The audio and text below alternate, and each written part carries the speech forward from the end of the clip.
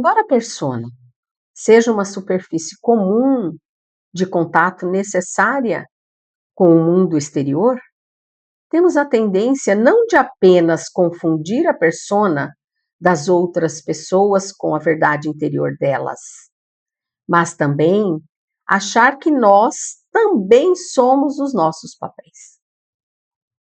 Muita gente incorpora um personagem e acha que é aquele personagem. Lembra quando a gente falou dos mecanismos de defesa do ego? A pessoa incorpora um personagem. Até aí, se é naquele momento, se é naquela festa em que você se fantasia, você se veste, você participa daquele momento, você veste aquele personagem, porque ele te faz bem, é aquilo que você queria ser. Ok, tá tudo certo. Mas o problema é quando isso se torna perturbador. Quando a pessoa acha que é aquele mesmo. Aí é um problema, aí é um transtorno psicológico. Bipolaridade e outras coisitas mais. E precisamos entender este mecanismo. Eu penso que sou o papel que exerço, e ainda pior, cobro do outro a imagem que ele me mostra. Eu conheço uma pessoa que me contou uma história que uma conhecida dela tem um filho, e o filho não se vê com aquela roupa física, naquele corpo. Demais ele não se vê no corpo, ele querer, quantos a gente vê que não vive, e aí entra a homossexualidade e tudo mais, as escolhas, ainda existe preconceitos, mas tudo isso um dia vai acabar, né, porque o importante é o espírito, que é sexual, não importa qual lado ele está exercendo. O problema é um conflito, se ele tiver um conflito maior, aí sim, tem que trabalhar, e aí é outra história que nós não vamos abordar aqui agora. Mas veja, essa pessoa que me contou essa história desse garoto, ele queria que a mãe o chamasse com o nome que ele colocou. Mas não era, mas assim, sabia que em casa, com a família, que tinha determinados lugares que ele queria. Porque ele incorporava aquele personagem, e ele queria que a mãe participasse. Isso sim é problemático. Porque eu ainda cobro do outro o personagem que eu estou usando e eu quero que o outro seja aquilo. E não é o tempo todo, porque às vezes ele sabe que tem momentos que não pode. Então era difícil. Porque a mãe desse menino se confundia. Então, gente, é sério. Então, quantas vezes conhecemos uma pessoa em que seu processo de desenvolvimento começa a modificar seu pensamento, suas atitudes e seus valores? O que ela me dizia há muitos anos, hoje ela me diz de outra forma. Nós nos surpreendemos e cobrando, dizendo, nossa, você não é assim antes. O que a gente tem que dizer? Graças a Deus, né? Como eu brinco e digo, a gente não é aquela Gabriela, nasci assim, você sempre assim. A gente muda o tempo todo. Graças a Deus, né? É importante. Porque nós não somos os nossos papéis. Nós temos que ser nós mesmos. Então, é claro que não era, porque no processo de mudança temos que reavaliar todas as nossas opiniões e os nossos conceitos. E é isso. É o autoconhecimento, é o autodescobrimento, é você conhecer todas as coisas, é você se conhecer, é você fazer uma reforma completa para não viver no personagem, para não precisar da validação dos outros, para ser você. Então, isso é importante. Então, no comportamento humano, há quase sempre uma preocupação mais por parecer do que ser, né? Dando origem ao homem-espelho. Que o quê? Que apresenta só reflete o que o outro quer. Isso a Joana fala muito bem. É perfeito essa analogia, o que a Joana nos traz. No comportamento humano há sempre uma grande preocupação de mais parecer do que ser, dando origem aos homens espelhos, que não têm identidade própria, que reflete os modismos, as imposições e as opiniões alheias. Ele não tem sua própria opinião. Quanto a gente já viveu assim? Hoje não mais. Hoje a gente está aprendendo, eu sou eu. É assim, respeitando regras, normas, hierarquias, ok. Mas temos que respeitar a nós mesmos. Isso é de suma importância. Ele se torna o que agrada às pessoas com quem convive. O ambiente que no seu comportamento neurótico se instala. Então, para agradar o outro que é louco, a pessoa vive aquilo. Não pode. Não tem que ser. Então, espelho é quando se tenta o tempo todo refletir o que se acha que o outro espera de nós. E nem sempre é real. Às vezes a gente cria. Ah, mas eu tenho que ser assim. Porque aquela pessoa me quer assim. Será? Será mesmo? E vamos nos perdendo de nós mesmos. Então, a Joana, o Jung nos diz: seja você. Aprenda, viva o que você realmente é. Não é perfeito mesmo, mas inteiros, com responsabilidade, com respeito, com ética, com moralidade. Mas seja autêntico e fiel a você. Então, buscando enganar a sua realidade, mediante a própria fantasia, o homem moderno procura a projeção da imagem sem apoio da consciência.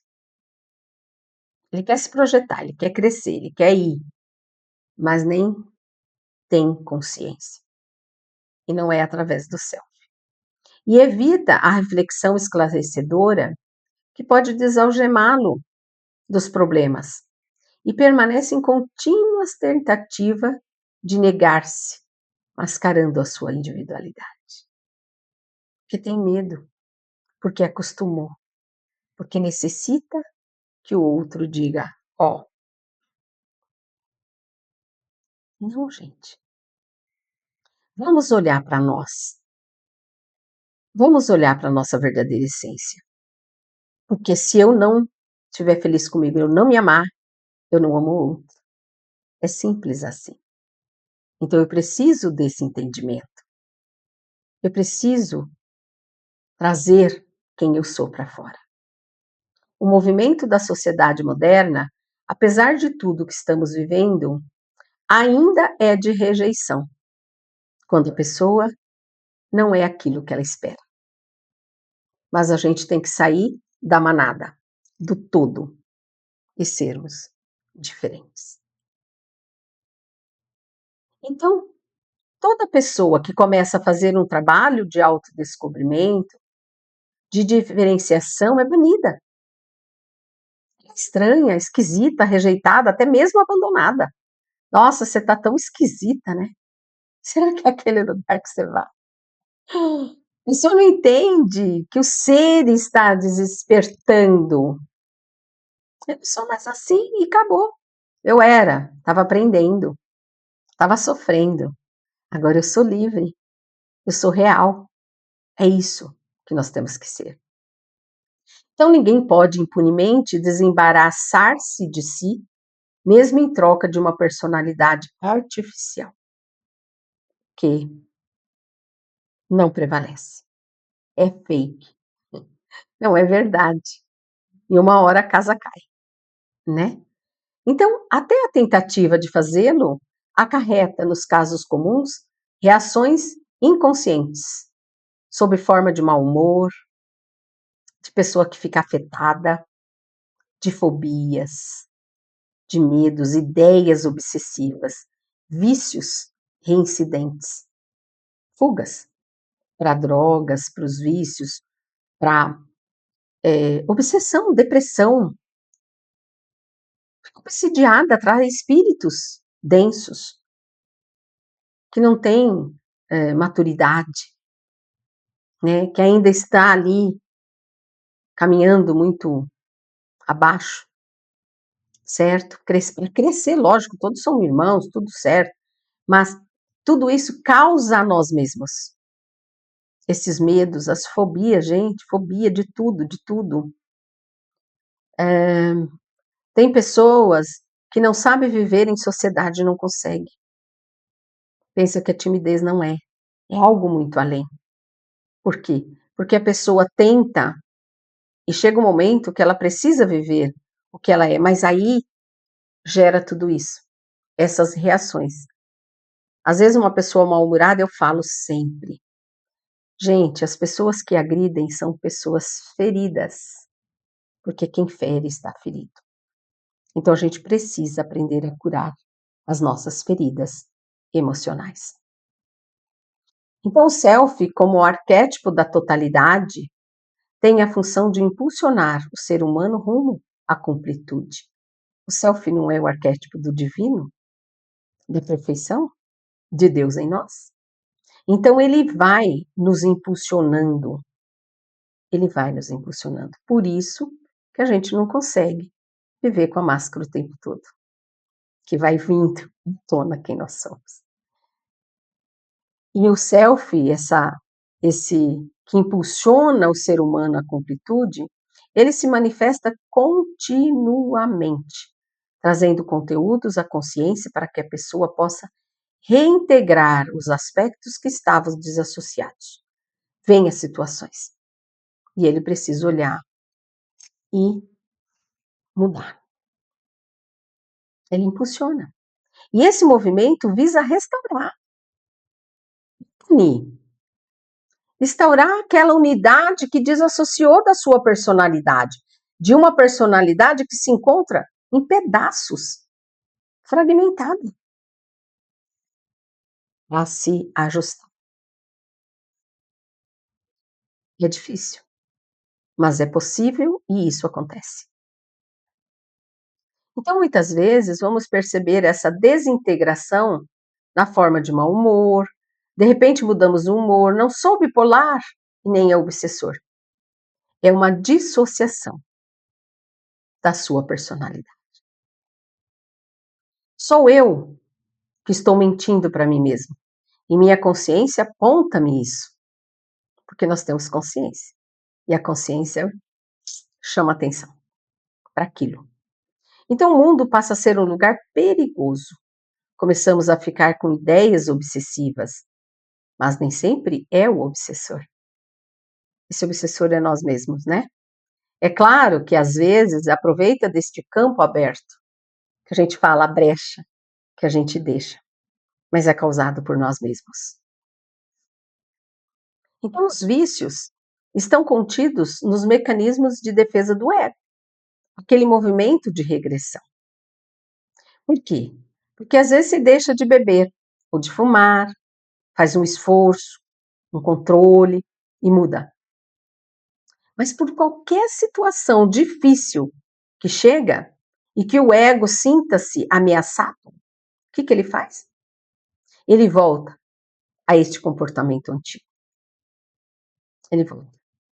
E ele já tinha abandonado, que ele ainda não se estruturou. Ele ainda tem a sua personalidade fragmentada. E ele não sabe o que fazer. Então, esses mecanismos, né, as fugas, é isso. A pessoa parte para uso desses vícios, desregramentos, fugir de si mesmo. Mas aí, no dia seguinte, sem a atuação dos vícios, ela é ela mesma. Ou ela volta de novo a reincidir, ou ela tem que acordar para a vida. É doloroso, mas se consegue, com boa vontade, com ajuda espiritual. Não importa a religião que você tem, Deus é um só. Jesus, bem. E os espíritos de luz estão em todos os lugares para nos ajudar. Nosso mentor individual, todos nós temos o nosso anjinho da guarda, né? Então, essa força, essa coragem deve estabelecer em nós este potencial. Então, não podemos esquecer que o ego é nosso companheiro de viagem. Perceber a importância de me conhecer.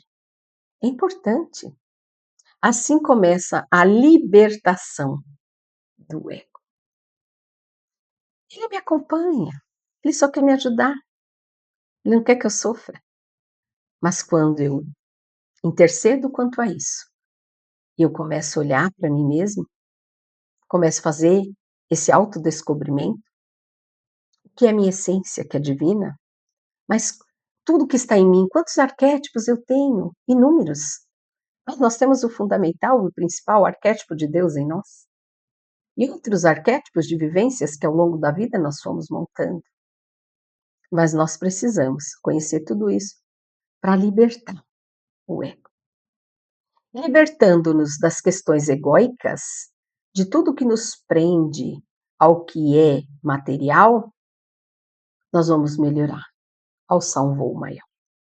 Então, sem o egocentrismo perturbador, o indivíduo descobre que o quanto lhe é significativa a existência, investindo em cada momento de forma agradável, compensadora, com esforços de autossuperação, que se transforma em fonte geradora de felicidade. Então, é de um polo ao outro. E nós temos que aprender a sair do eu egóico, egocentrismo, para o nós, para o todo, nas nossas escolhas, na nossa vida. E quando a gente começa a viver assim, dar o primeiro passo, a vida tem sentido.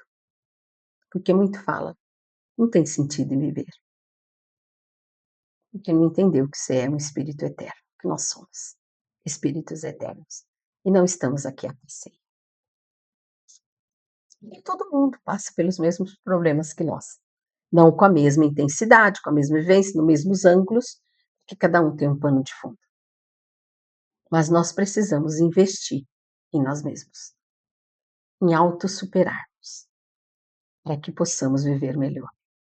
O ponto principal é libertar-se do egocentrismo, que vem da ideia de que alguém só olha para o seu próprio mundo, que pensa que o centro de todas as pessoas que convive com ela. Tem gente que se acha, né? A gente brinca e fala a última cereja do bolo. É tudo ela. Isso é egocentrismo. Não. Além de mim tem o outro. O sol brilha para todos, ilumina todos. Não tem exceção. Então veja, precisamos sair desse egocentrismo para viver num eu mais profundo, no nós. E aí sim, o nosso mundo. E a gente vai entender que além de mim tem o outro. Que onde termina o meu dever, começa o direito do outro. E eu vou conseguir ver e enxergar o outro. Porque todos somos filhos de Deus, do mesmo Pai. Somos irmãos na jornada. Então, tudo aquilo que acontece tem que ser de forma que ela acredita ser o certo. E a verdade do outro não importa. Tem gente que é assim, né? Só a sua verdade importa. Que verdade. Não é? Precisamos questionar. Só que eu acredito. A gente tem que abrir a mente de preconceitos, de achar que só nós sabemos. Todo mundo sabe um pouco. Não é verdade? Nós não estamos degrau muito acima dos outros. É um tijolinho, talvez, a mais um ou outro, em uma situação ou outra. Mas, no fundo, estamos todos no mesmo barco, no mesmo caminho. Então, sair disso. Que o outro também tem a sua verdade. Ouvir a verdade do outro, dependendo do olhar dele. Então, quando se está preso no egocentrismo, não se percebe nada além de si mesmo. E é feio, né? É triste. Todos nós passamos por isso. Isso é um distúrbio, porque tudo que o outro pensa não tem nenhuma importância, a gente nem dá bola. Ah, mas por que comigo? Então a pergunta deveria ser: por que não comigo? Se eu também vivo aqui nesse mundo, e outro também. Então o que importa é o que eu penso, o que eu acho, o que eu quero. Isso é o ser egocêntrico. Joana nos diz o quanto é importante essa perturbação causada pelo egocentrismo, porque assim se descobre quanto é significativa e importante a sua existência, né? Então, esta perturbação, essa situação, quando a pessoa começa a se sentir equilibrada, ela vai descobrir: o que que eu vim fazer aqui? Que mundo é esse? Então, precisamos saber qual é o sentido da nossa vida. O que estamos fazendo de fato no mundo? O sentido não é viver, não é evoluir, não é crescer? Não é passar de estágio de evolução o nosso mundo, a Terra, como muitos outros mundos? Nós estamos saindo de provas e expiações, indo para a era da regeneração. Tem mundos que são celestiais, tem mundos que são felizes, felizes primeiro, depois celestiais. São divisões conscienciais. Nós estamos na terceira dimensão, com quarta dimensão consciencial, na quarta dimensão, mas com consciência de terceira. Será que chegaremos numa quinta dimensão consciencial? Sim, mas o que eu preciso? Dar sentido na vida, ter alegria de viver e entender os nossos processos. Então, se pararmos para pensar, todos apresentamos em vida fases egocêntricas. Lógico, faz parte do processo. Sim, é natural, faz parte desse processo. Momentos egocêntricos, porque o ego está voltado para atender às necessidades básicas. É normal, mas precisamos sair, olhar para isso e dizer: chega, agora eu vou olhar o todo. Isso é evolução e maturidade espiritual. Então, como uma criança no início da vida, que para sobreviver precisa ser atendida e acolhida. Então, nós devemos acolher a nossa criança e dizer: ok, tô contigo, hein? Já tá tudo certinho, já passamos dessa fase, agora veja, eu já estou grandinha, já entendi essa parte, e viver melhor. Então, quando se começa a ir além, percebe-se que a vida é muito maior, que tem um significado bem maior, e liberta-se este ego para fazer a transição necessária para que se possa perceber além da persona, da máscara. Quando nós prendemos a persona, nos prendemos à persona, nós nos limitamos, ficamos pequenos. Então, Joana chama-nos a atenção desse recurso que possuímos, mas que não foram ainda explorados. Passamos a entender que é a sombra. É lá que está todo o tesouro. É lá que está a pessoa que sempre existiu e que eu desconheço. Não tenha medo de olhar para a sombra. É lá que está toda a nossa potencialidade. É lá que nós vamos libertar desses eus para se tornar eu sou. Então, é preciso fazer esse mergulho, essa conquista, porque assim o autodescobrimento começa a revelar-se. Como na parábola dos talentos, o que fazer dos nossos talentos? Enterrá-lo? Enterrá-los? Com medo de perdê-los? Ou multiplicá-los para poder engrandecer? O que fazer? Todos nós estamos vivendo o processo de individuação, mas a grande diferença é que uma minoria está fazendo de forma consciente. Todos serão seres individuados, todos. Só que se eu faço de uma forma consciente, estudando, conhecendo, abrindo esse campo, dando oportunidade de aprender mais, de apreender, de conhecer-se, este autoconhecimento através do autodescobrimento, tudo fica mais fácil. Há uma grande diferença, porque aí a gente dá um salto maior. Quanto mais consciente esse processo, mais rápido acontecerá o equilíbrio desse eixo ego-self. Eixo, ego, tá lá em cima e self, o mandante da psique. O ego é só o porteiro.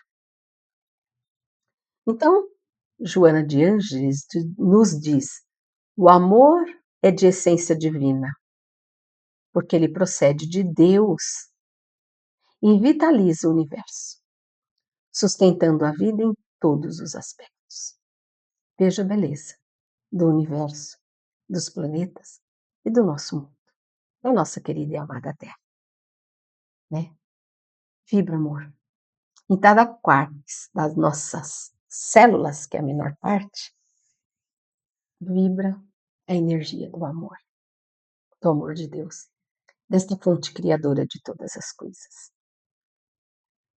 Então, gente, até o nosso próximo encontro, na nossa próxima aula. Agradeço por estes momentos, por estarmos juntos. Se você gostou, compartilhe, dê um like para nos ajudar, para que mais pessoas recebam este conhecimento, que não é nosso, não é do Reencontro, não é da Lisa, é da Joana de Ângeles, a nossa benfeitora tão querida, que a gente ama tanto. Que a paz de Jesus esteja com todos vocês, com todos nós. E na próxima aula estaremos falando um pouquinho da extroversão e introversão. Certo? Até lá. Gratidão.